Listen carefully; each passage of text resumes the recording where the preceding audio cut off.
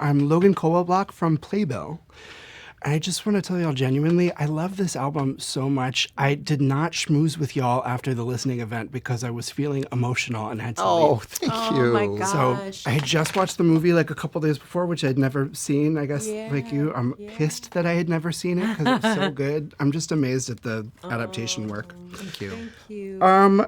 So let's start to talk about writing it. How did this being an album affect the way that you wrote this? Oh, completely. 100%. Yeah. I think that, first of all, in the caliber and breadth of talent we could get on the album, like, I could never get all these people doing 8 shows a week. Right. Or even in the same room at the same time. But we could get them for an afternoon or a couple of days.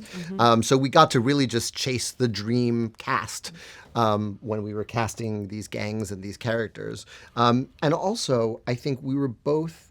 And Eisa really pushed for this, and it was ratified by Andrew Lloyd Webber when I talked to him, of like a real musical exploration of like getting to play with a band and finding the kind of insights you get when you play with a band. So we spent 2 weeks in Mike Elizondo's home studio outside of Nashville with just like the best musicians in the country, his house band, and we just brought in the songs and played with them for a while, to the point where we started writing songs to the band. Like that final number was written on the band. And so again, like, to free yourself from thinking about, well, how are they going to stage that fight? Like, not our problem. Our job was to just musicalize it to the best of our ability. So it was very freeing. Yeah. And I mean, there are also so many things that you can't do when you have like a set number of musicians, right, in a Broadway pit, for example. And, you know, we got to do all of these things with the band and also with Mike Elizondo, our producer, just, you know, playing around with what Lin had already created in terms of arrangements, but there's just like all of these sounds that I think are just so hard to achieve live every night that we got to play with. You don't get Foley work on Broadway like No, we you had don't. Foley work on this album. Well, yeah, I mean, even like Jesus Christ Superstar and Evita, I know they say that they always wanted those to be on stage, but like there's stuff in those albums that you could never do on a stage the same way. I'm so glad that y'all got to play with that and use that medium. So it's great to have all of the different ones, you know what I mean, right? Because then you just get a completely different But Eisa, let's talk about the book. Like, if this comes to stage, Yeah. are we gonna hear more spoken words, Will more we? work? I don't know. I mean, Honestly, we debate whether it's going to be more or less. Because I Yeah. think that given that the album paints such a complete picture, it's like, all right, well, what can we strip away and still get the story? we wrote this so that it would be, you know, sung through with these little skits. And we wanted the narrative to be completely apparent and clear just from that. So I don't really know, like, what, you know, is there any fat to add? I don't know. Yeah. Don't add fat. I hate that.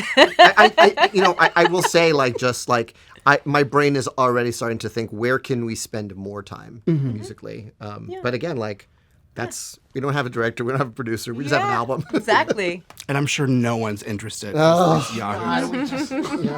Yeah. $3, 2 bags, Yeah. one us.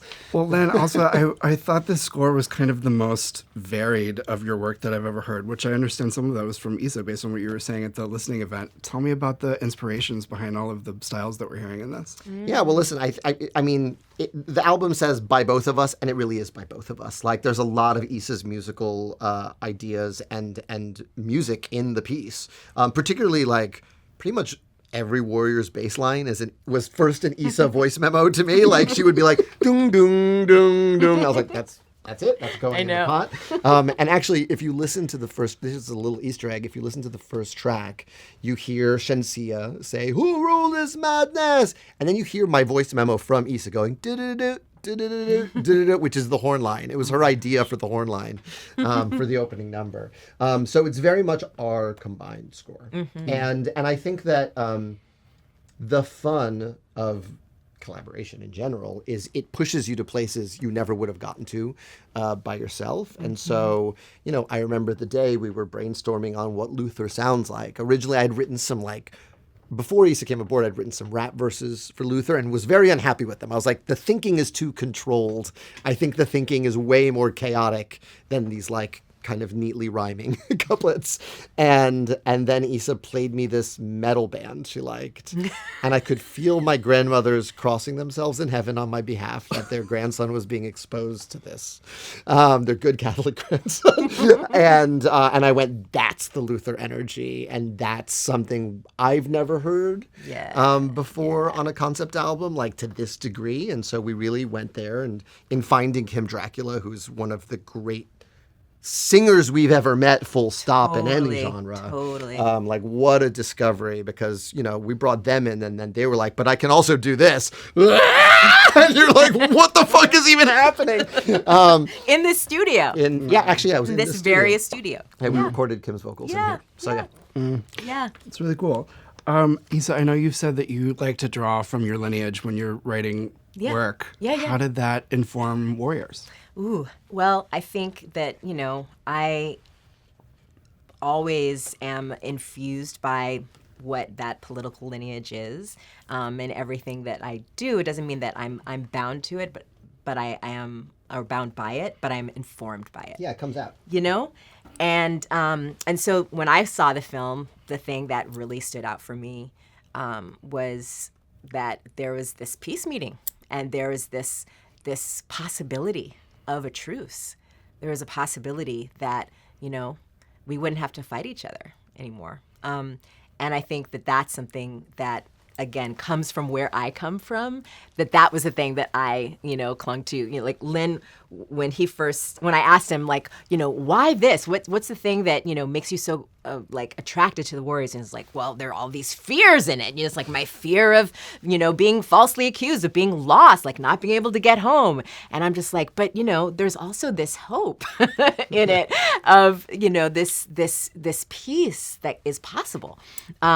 So I think that's a huge aspect of it. And then I think, you know, there's like a really strong feminist impulse in this, you know, that comes from my politics, and just walking around in New York City, you know?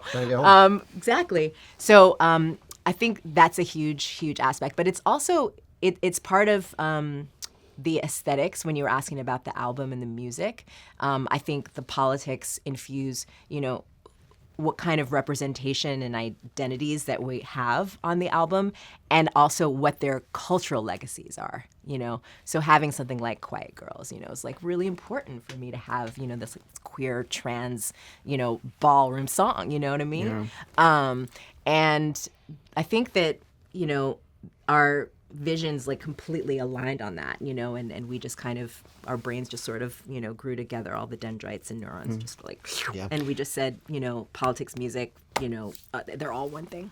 The thing that I found so interesting, the more I've thought about it since listening to it, when I watched that movie as a gay dude, I was not expecting how kind of campy it was. Yes. And I was so wondering, stylized. Yeah. That's probably a better word. But and I was wondering no, camp is also applicable. Yeah. I mean, we have mime gangs and, you know, but it's, yeah.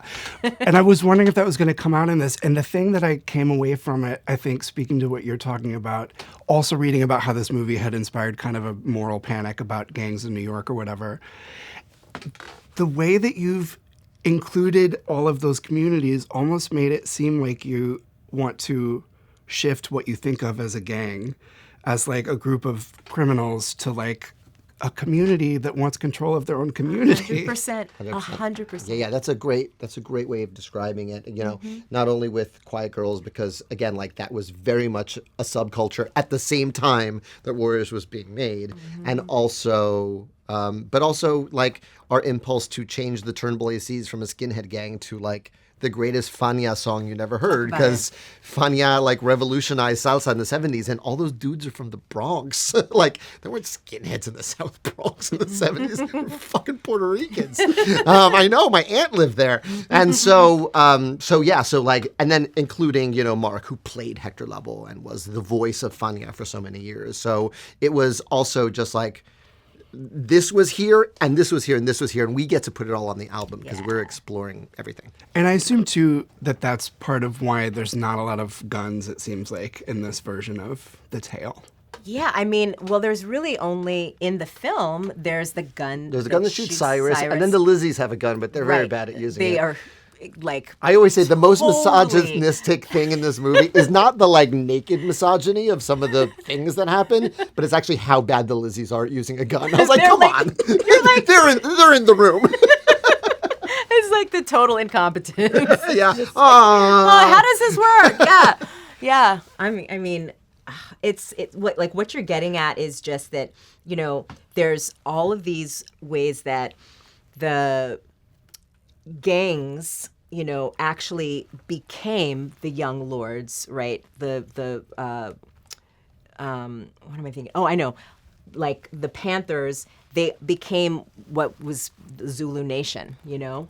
Became like these community organizations that were actually taking care of each other. Yeah. And I think that was important to us. And when you say like, you know, the no guns, I mean, that's part of the story, right? It's just that the warriors have to make it all the way home unarmed and, you know, just with their bodies and their wits, right? And I think that's like definitely intentional on our part, is like to maintain that. Yeah. Lynn, I know you said that you spent years thinking that this could not be a musical. Why did you think that, and what changed that for you? Well, I think that action movies, musicals, and porno movies are all fighting for the same storytelling real estate. When you can't talk anymore, you sing, fight, or fuck.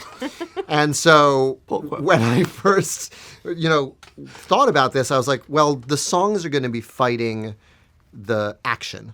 And, you know, Warriors is an action movie. And so, and yet, doing it as an album kind of freed us from that, because we were like, okay, if we didn't have to worry about staging this, how would we score it? Right. And we've kind of landed on an everything at the wall strategy. Some of the fight sequences are musical montages. Right. Some of them are scored. Union Square, we bring samples from earlier in the film around. We also dilate moments where you're hearing every moment of the action being narrated and described. So thinking of it as a concept album actually set us free from that particular challenge. Yeah. It's really cool. I mean, I have to say, I know you who knows what's in the future for this, but when I listen to it, I hear a lot of room for a very good choreographer to do some great shit. That's what I want to see.